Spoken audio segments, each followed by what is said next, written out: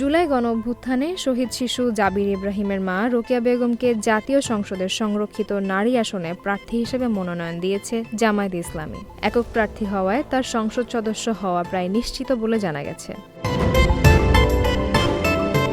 মাত্র ৬ বছর বয়সী জাবির ইব্রাহিম ২০২৪ সালের ৫ আগস্ট রাজধানীর উত্তরা এলাকায় পুলিশের গুলিতে নিহত হয়। সে কেসি আদর্শ বিদ্যালয় ও কলেজের নার্সারি শ্রেণীর শিক্ষার্থী ছিল। সেদিন বাবা কবির হোসেনের সঙ্গে একটি আন্দোলন কর্মসূচিতে অংশ নিতে গিয়ে গুলিবিদ্ধ হয় জাবির এবং পরে হাসপাতালে চিকিৎসাধীন অবস্থায় মারা যায়। পরিবার জানায়, জাবির ছিল ৩ সন্তানের মধ্যে সবচেয়ে ছোট এবং আন্দোলনে অংশ নিতে আগ্রহী ছিল।